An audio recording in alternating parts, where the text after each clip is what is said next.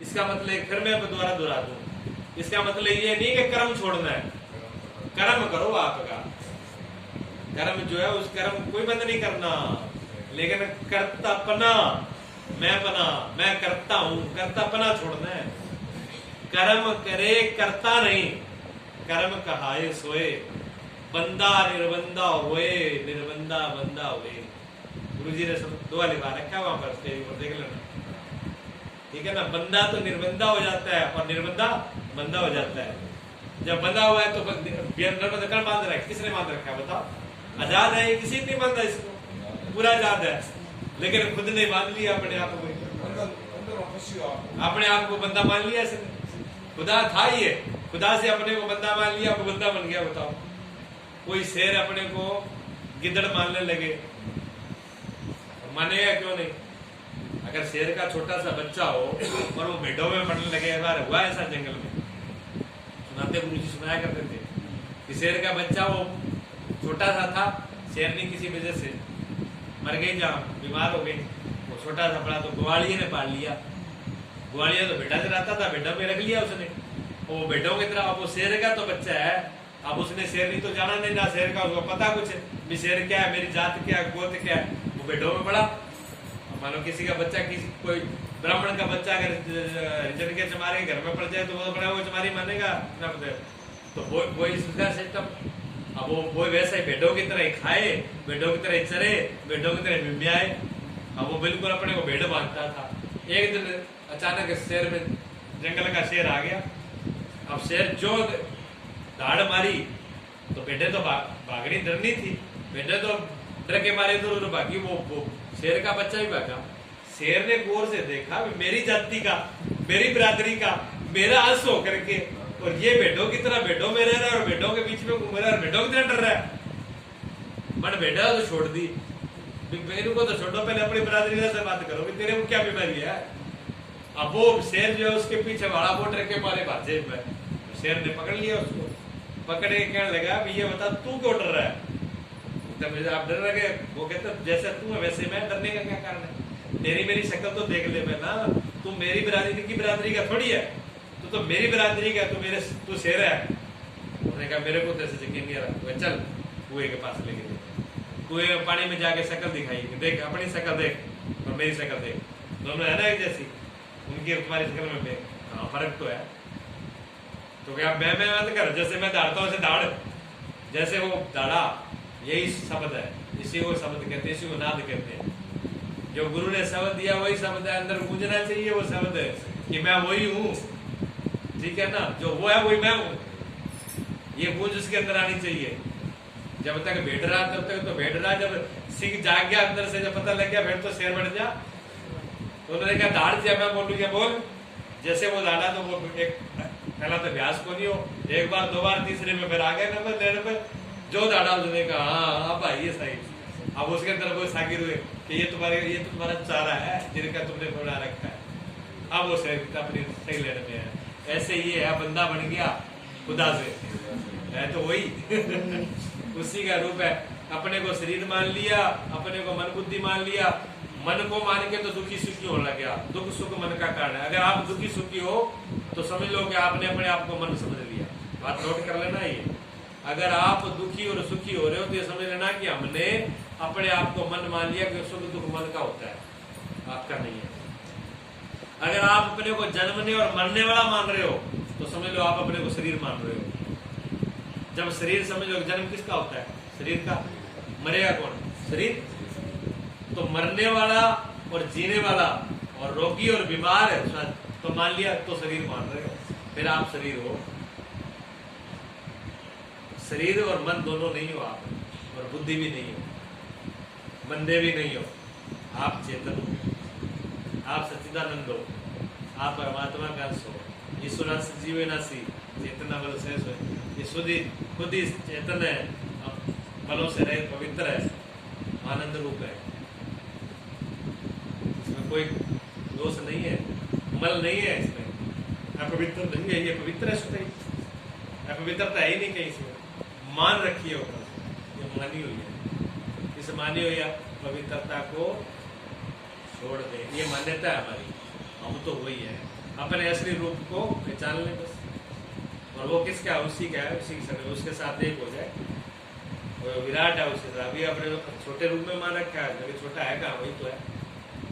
स्रोत एक ही है। जल कुएं में आता हो, नहर में आता हो, लड़के में आता हो, वर्षा से आता हो, लेकिन जल का स्रोत एक ही है। नीचे एक में किया सब, धरती की परत ऊपर ऊपर ही है, मिट्टी ऊपर ऊपर ही है, बाकी नीचे सब एक जलाकार ही है। जल के ऊपर धरती ऐसे पड़ी है, कहने की है तो पूरा जल ही, कभी थोड़ी है। उसको जो शरण में हो गया, अपने आप को शरण होने का मतलब है इन मान्यता को मिटा देना। यही भगवान ने कहा सर्व धर्मान परित्याज्यम, तू जिन धर्मों को मान रहा है ये सारे धर्मों को छोड़। कोई धर्म का बंधन नहीं है तेरे ऊपर कि मुझे ये करना है, मुझे ये करना है, मुझे ये धर्म देना। क्या धर्म निभाना तुझे? तेरा धर्म एक ही है, तू मेरी शरण हो जा बस, सारा धर्म आप पे पार हो जाएगा, सारे धर्म मिल जाएंगे। और जो उनकी शरण में हुआ उनके सारे धर्म रह गए। मीरा भगवान की शरण में हुई, क्या धर्म नहीं निभ गए मीरा के? सारे धर्म पूरे हो गए। कबीर भगवान की शरण में हो गए, सारे धर्म पूरे हो गए। गौतम बुद्ध हो गए। जिन जिन्होंने शरण उसकी ली वो सब, उनके धर्म सारे पूरे हो गए। और जो उनसे बचा उनका एक ही धर्म पूरा नहीं हुआ, कोई पूरा नहीं हुआ। तो बताओ, धर्म एक ही है बस, वो एक है। सत्य एक है, धर्म एक है, हम एक है, वो एक है, दूसरा एक है। दूसरा अंतराड़ है, दूसरा मन है, दूसरा बुद्धि है, दूसरा शरीर है। उसी में दुख और पीड़ा है, दूसरे में पीड़ा दुख है। जेटा दो बड़े दुख हुआ है, लड़ाई दो में हुआ कि एक में? दो में, एक में एक किसको मारेगा, किसको पिटेगा, बेलर की ना बजाओ, बेलर दो भी बच जाएगा। एक बार तो बात कर सके, बेलर जो है वो दो में बजते हैं, एक में नहीं बजते। लड़ाई करने के लिए दो होना जरूरी है जी, एक में लड़ाई हो नहीं सकती। द्वंद, इसलिए उसको कहा द्वंद्वातीत, वो द्वंद्वों से परे है। द्वंद जो है